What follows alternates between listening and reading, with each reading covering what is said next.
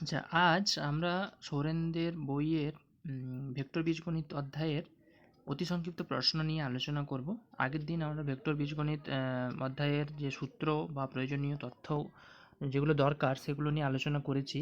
সেই ভিডিওটি রয়েছে এই চ্যানেলে। আজকে অতি সংক্ষিপ্তের যে প্রশ্নগুলো রয়েছে সেগুলোর উত্তর নিয়ে আলোচনা করব। আচ্ছা, ডিটেলসে তোমরা একটু দেখে নাও। প্রথমে আচ্ছা 1, 2, 3 ওগুলো ডেসক্রিপটিভ টাইপ, মানে কনভেনশনাল টাইপ, যেগুলো তোমরা বই থেকে পেয়ে যাবে। কিছু সংজ্ঞা দেওয়া রয়েছে, ওগুলো বই পড়লে পেয়ে যাবে। আচ্ছা, ওগুলো নিয়ে আমি আলোচনা করছি না। আমি 4 নম্বর প্রশ্ন থেকে শুরু করছি। আচ্ছা, অতি সংক্ষিপ্তের যে প্রশ্ন, প্রথম যে 4 নম্বরের প্রশ্নটা রয়েছে সেটা হচ্ছে সুরেন্দ্রনাথের বইতে a bar is equal to 2 I cap minus 5 j cap plus 3 k cap এবং b bar is equal to I cap minus 2 j cap minus 4 k cap হলে mod of 3 a bar plus 2 b bar এর মান নির্ণয় করতে হবে। তাহলে 3 a bar plus 2 b bar এর যে মডুলাস ভ্যালু, সেই এটার মডুলাস ভ্যালু আমাকে এখানে বের করতে হবে।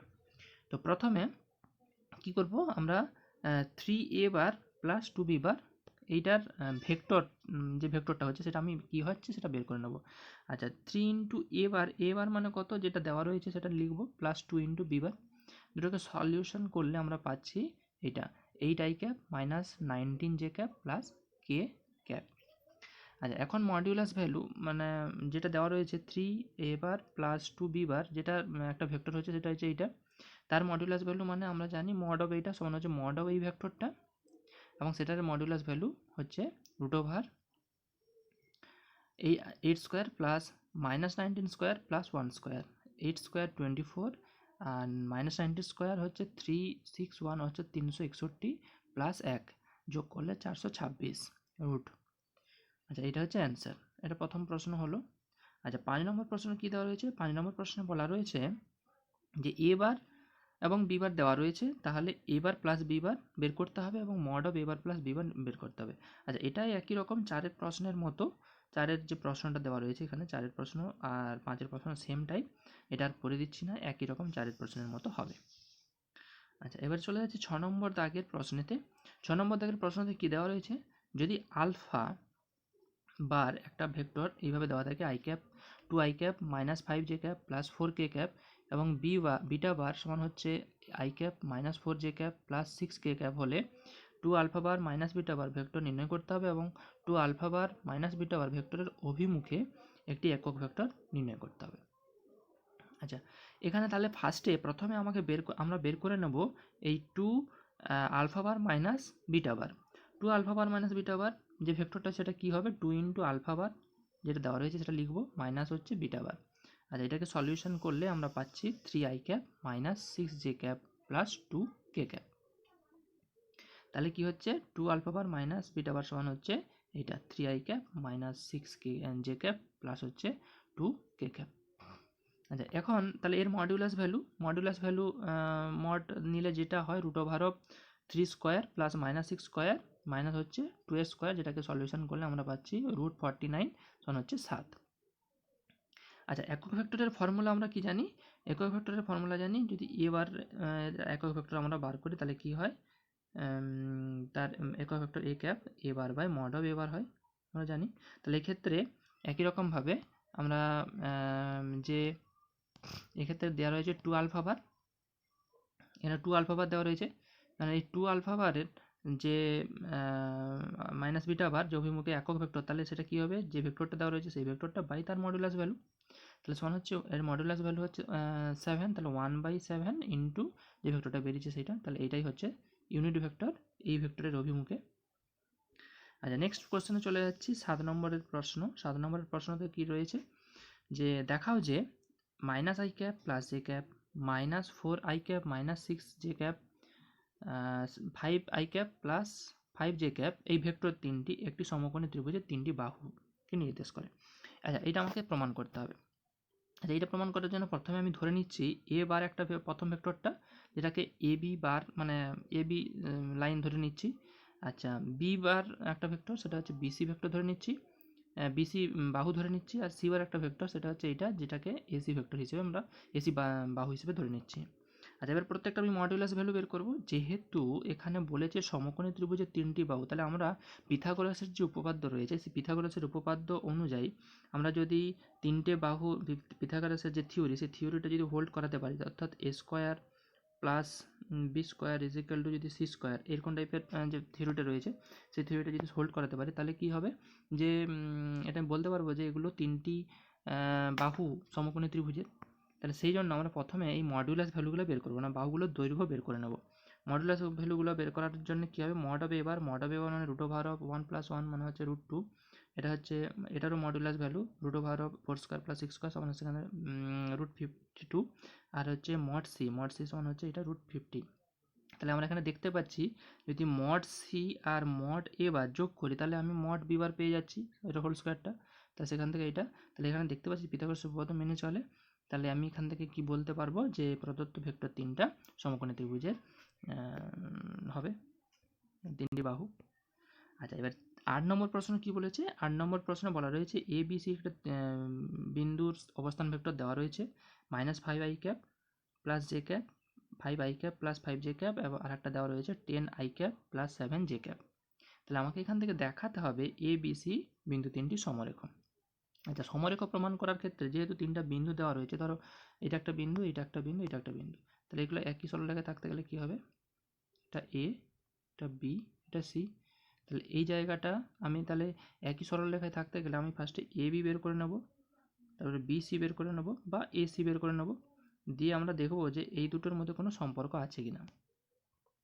আচ্ছা, প্রথমে আমরা এ বি বের করছি। এ বিটা বের করলে কি হবে, এ বি আমরা জানি বের করার ক্ষেত্রে তার সমান হবে বি বিন্দুর অবস্থান ভেক্টর মাইনাস হচ্ছে এ বিন্দুর অবস্থান ভেক্টর। তাহলে এ বি বিন্দুর অবস্থান ভেক্টর এইটা, এ বিন্দুর অবস্থান ভেক্টর এইটা, তাহলে বিয়োগ করলে এটা পাচ্ছি 10i cap plus 4j cap. একই রকমভাবে যখন এ সি ভেক্টর বার করছি, তাহলে সি বিন্দুর অবস্থান ভেক্টর মাইনাস হচ্ছে এ বিন্দুর অবস্থান ভেক্টর, সেখান থেকে কী পাচ্ছি, এইটা বিয়োগ করলে পাচ্ছি 15i ক্যাপ প্লাস হচ্ছে 6j ক্যাপ, এবং সেখান থেকে 3 কমন নিলে 5i ক্যাপ প্লাস হচ্ছে 2j ক্যাপ, এবং 3/2 মানে দিয়ে 2 ডিভাইড করলে 10i ক্যাপ প্লাস হচ্ছে 4j ক্যাপ।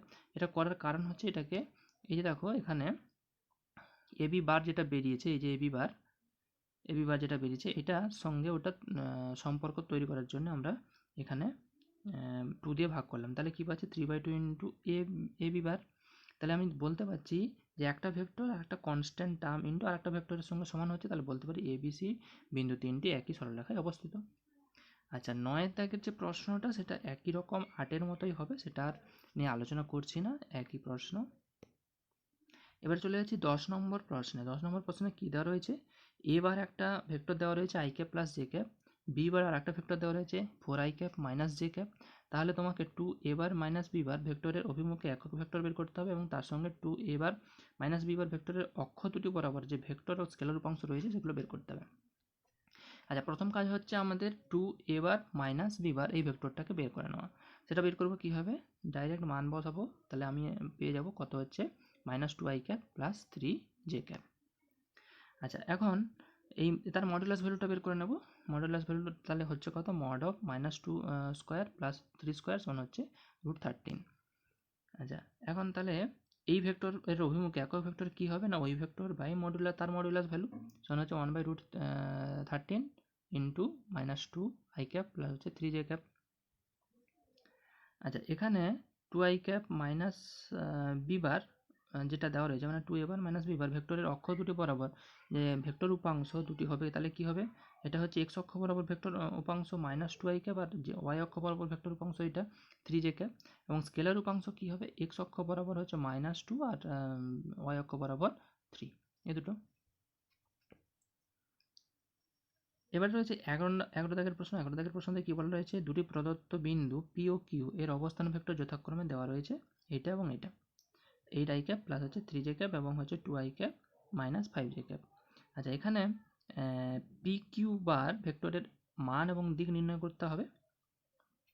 তাহলে প্রথমে আমরা পি কিউ ভেক্টর সমান কি জানি, কিউ ভেক্টরের অবস্থান ভেক্টর মাইনাস হচ্ছে পি বিন্দুর অবস্থান ভেক্টর। আচ্ছা, এবারে তাহলে পি বিন্দুর অবস্থান ভেক্টর কিউ বিন্দুর অবস্থান ভেক্টর কত সেটা দেওয়া রয়েছে, সেটা মাইনাস হচ্ছে আরেকটা পি বিন্দুর অবস্থান ভেক্টর ক্যালকুলেশন করলে -6i ক্যাপ মাইনাস হচ্ছে 8j ক্যাপ। এবার তার মডুলাস ভ্যালু কত হচ্ছে, তাহলে পি কিউর মডুলাস ভ্যালু হয়ে যাচ্ছে mod of p q bar, সেখান থেকে মডুলাস ভ্যালু 10। আচ্ছা, এবারে আমি ধরে নেব যে পি কিউ বার যেটা এক্স অক্ষের ধনাত্মক দিকের সঙ্গে থিটা কোণ উৎপন্ন করেছে, তাহলে কস থিটা সমান হবে এক্স অক্ষ বরাবর পি কিউ এর স্কেলার উপাংশ বাই হচ্ছে মড অফ পি কিউ। এখানে স্কেলার এক্স অক্ষ বরাবর স্কেলার উপাংশ, সেটা আমি এখানে পি কিউ যে ভেক্টরটা বের করেছি সেখান থেকে পেয়ে যাব কত, সেটা হচ্ছে -6। এই যে, তাহলে সেখান থেকে আমি ওখানে মানটা পুট করলে কত হবে, -6/10, অর্থাৎ হচ্ছে -3/5 হচ্ছে theta is equal to cos inverse -3/5। এটা তাহলে পি কিউ যে রেখাংশ তার এক্স অক্ষের ধনাত্মক দিকের সঙ্গে কত ডিগ্রি কোণ উৎপন্ন করেছে, কস ইনভার্স -3/5 কোণে নত এই দিকে অবস্থিত। আচ্ছা, এরপরে চলে যাচ্ছি 12 নম্বর প্রশ্ন। 12 নম্বর প্রশ্নে কী দেওয়া রয়েছে, এ ও বি বিন্দুর অবস্থান ভেক্টর দেওয়া রয়েছে। তাহলে এ বি রেখাংশের মধ্যবিন্দুর ভেক্টর অবস্থান ভেক্টর বের করতে হবে, এবং এ বি রেখাংশকে যে দুটি বিন্দুতে সমত্রিখণ্ডিত হয় তাদের অবস্থান ভেক্টর বের করতে হবে। প্রথম প্রশ্ন, যেহেতু বলেছে মধ্যবিন্দু অবস্থান ভেক্টর, তাহলে ধরে নেব যে আর একটা মধ্যবিন্দু এ বি এর, তাহলে আর এ বি রেখাংশকে 1:1 অনুপাতে বিভক্ত করেছে। তাহলে সেক্ষেত্রে অন্তর্বিভক্তের যে ফর্মুলা রয়েছে সেই অনুযায়ী আর এর অবস্থান ভেক্টর কত হবে না, এ এর অবস্থান ভেক্টর প্লাস বি এর অবস্থান ভেক্টর বাই দুটোর যে অনুপাত 1+1 সমান হচ্ছে এটা, আর সেখান থেকে আমি পাচ্ছি I cap plus j cap. একই রকমভাবে যখন আমরা পি কিউ হলো, যদি ধরে নিই যে এ বি রেখাংশের সমত্রিখণ্ডিত তিনটি বিন্দু দুটি এ ও বি, এ এর একটা বিন্দু পি আর একটা বিন্দু কিউ, যেটা হচ্ছে পি বিন্দুটা এর কাছাকাছি অবস্থিত, তাহলে এটা 1:2 অনুপাতে বিভক্ত করেছে, আর কিউ বিন্দুটা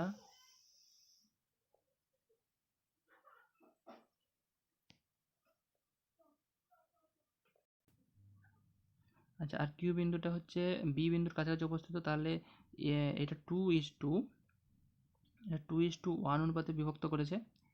তাহলে এখান থেকে আমি কি পাবো, তাহলে পি বিন্দুটা অবস্থান ভেক্টর কত হবে, পি বিন্দুর অবস্থান ভেক্টর হবে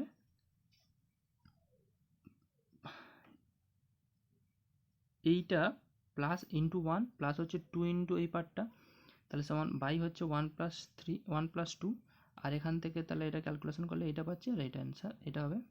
এটা হচ্ছে পি বিন্দুর অবস্থান ভেক্টর, আর কিউ বিন্দুর অবস্থান ভেক্টর একই রকমভাবে, অর্থাৎ এখানে পি বিন্দুর অবস্থান ভেক্টর যখন আমি বের করছি তখন এইটার সঙ্গে মাল্টিপ্লাই হবে বি বিন্দুর যে অবস্থান ভেক্টর, আর এই 2-এর সঙ্গে মাল্টিপ্লাই হবে এ বিন্দুর যে অবস্থান ভেক্টর।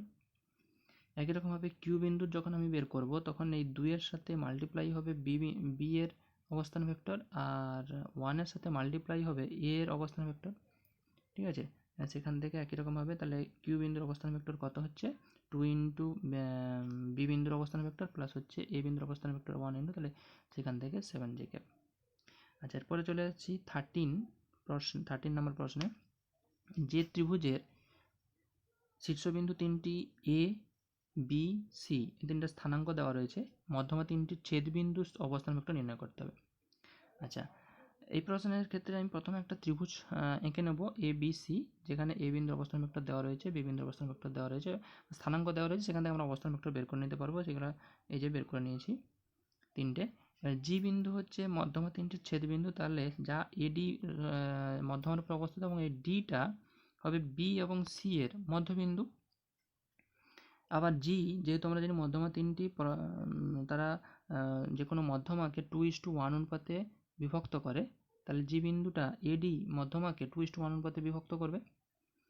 আচ্ছা, ডি আবার যেহেতু বিসি এর মধ্যবিন্দু, তাহলে ডি এর অবস্থান ভেক্টর কত হবে না, বি এর অবস্থান ভেক্টর প্লাস হচ্ছে সি এর অবস্থান ভেক্টর বাই 2, তো সেখান থেকে এইটা পাচ্ছি। আবার জি বিন্দুর অবস্থান ভেক্টর কত হবে, তাহলে ওই একই রকম ফর্মুলা অনুযায়ী পুট করলে আমরা এটা পাবো, অতএব তাহলে মধ্যমা তিনটির ছেদবিন্দুর অবস্থান ভেক্টর হচ্ছে এটা। আর এবার 14 নম্বর প্রশ্নে যেটা চলে যাচ্ছে, সেখানে 14 যে একের প্রশ্নটা সেটা হচ্ছে P I cap -5 J cap এবং 2 I cap -3 J cap vector দুটি সমরেখ হলে পি এর মান নির্ণয় করতে হবে। আর একটা দেওয়া রয়েছে ABC ত্রিভুজের AB ও BC বাহু যথাক্রমে যদি 2i cap minus j cap plus 2k cap ও i cap plus 3j cap plus 5k cap vector দ্বারা সূচিত হয়, তাহলে CA বাহু যে ভেক্টর দ্বারা সূচিত হয় তা নির্ণয় করতে হবে। আচ্ছা, প্রথম প্রশ্নে আমাকে দুটো ভেক্টর দেওয়া রয়েছে, তারা সমরেখা যদি হয় তাহলে আমাকে P বিন্দুর ভ্যালু বের করতে হবে। আমরা জানি কোনো দুটো ভেক্টর যদি সমরেখা হয় তাহলে কি হয়, সেই ভেক্টর দুটো একটা আর একটার স্কেলার মাল্টিপল হয়, এরকম হয়। আবার এটা হয়, তার সঙ্গে সঙ্গে আমরা আরেকটা জিনিস বলতে পারি যে তাদের যে স্কেলার উপাংশগুলোর অনুপাতও সমান হবে। অর্থাৎ স্কেলার উপাংশ কত, এখানে প্রথম ভেক্টরটা দেওয়া রয়েছে এখানে এইটা, তার স্কেলার যে উপাংশগুলো, ধরো আই ক্যাপের স্কেলার মানে এক্স অক্ষ বরাবর স্কেলার উপাংশ হচ্ছে পি, এর এক্স অক্ষ বরাবর স্কেলার উপাংশ 2, এটার ওয়াই অক্ষ বরাবর স্কেলার উপাংশ -5, এর ওয়াই অক্ষ বরাবর স্কেলার উপাংশ হচ্ছে -3। তাহলে এগুলোর অনুপাত সেটা কি হবে, সমান হবে। অর্থাৎ এখান থেকে আমি বলতে পারি p/2 ইজ ইকুয়াল টু হচ্ছে -5/3, তাহলে সেখান থেকে p ইজ ইকুয়াল টু হচ্ছে 10/3 এটা। আর এই প্রশ্নটা সেকেন্ড প্রশ্নের যে উত্তর, সেখানে ছবি এঁকে নিয়েছি ABC, যেখানে তোমাকে বলে দেওয়া রয়েছে যে AB একটা ভেক্টর, তারপরে দেওয়া রয়েছে BC একটা ভেক্টর, তাই সেখান থেকে তোমাকে CAটা বের করতে হবে। তাহলে আমরা ভেক্টর যে ত্রিভুজ যোগের নিয়ম রয়েছে সেখান থেকে আমরা বের করে নিতে পারি যে ACটা কত, আর AC পেয়ে গেলে তার উল্টোটা CA পেয়ে যাব। আর AC সমান কত হচ্ছে AB বার প্লাস হচ্ছে BC বার, সেখান থেকে 2i ক্যাপ মানে ভ্যালুটা পুট করলে তাহলে AC বার হচ্ছে এইটা। আর AC বার পেয়ে যাওয়া মানে কি হচ্ছে, তার CA বার সমান কত, মাইনাস অফ AC বার, সেখান থেকে মাইনাস মাল্টিপ্লাই করে দিলে আমরা CA বারটা পেয়ে যাচ্ছি।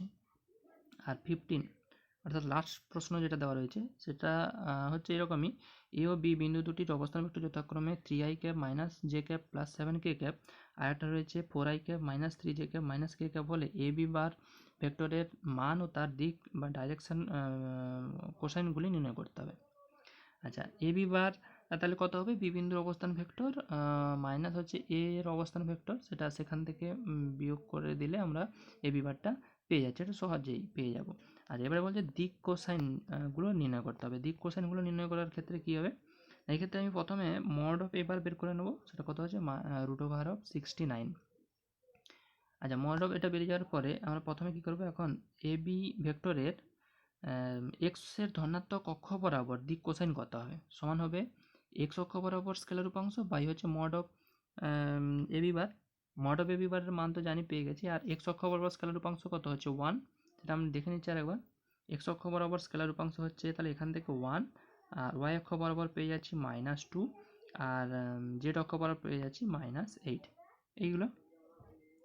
তাহলে সেইগুলো আমি পরপর পুট করতে থাকবো। তাহলে এক্স অক্ষ বরাবর দিক কোসাইন হচ্ছে কত, মাইনাস এইটা, মাইনাস নয়, সমান হচ্ছে 1/√69। আর ওয়াই অক্ষ বরাবর একই রকমভাবে দিক কোসাইন হবে, ওয়াই অক্ষ বরাবর স্কেলার উপাংশ বাই হচ্ছে এটা, সমান হচ্ছে -2/√69। আর জেড অক্ষ বরাবর স্কেলার উপাংশ হচ্ছে জেড অক্ষ বরাবর স্কেলার উপাংশ বাই হচ্ছে এটা দিক কোসাইনগুলো। তাহলে এই তিনটা হচ্ছে দিক কোসাইন। আচ্ছা, আজকের এই ভিডিওতে আমি সংক্ষিপ্ত প্রশ্নের যে সুরেন্দ্রনাথ দের বইতে যে অঙ্কগুলো দেওয়া রয়েছে সেগুলো নিয়ে আলোচনা করলাম। পরের দিন বা পরের ভিডিওতে আমি সংক্ষিপ্ত যে প্রশ্নগুলো থাকবে আছে দেওয়া রয়েছে সুরেন্দ্রনাথ বইয়ে, সেগুলোর উত্তর নিয়ে আলোচনা করব। আজকে এই পর্যন্ত।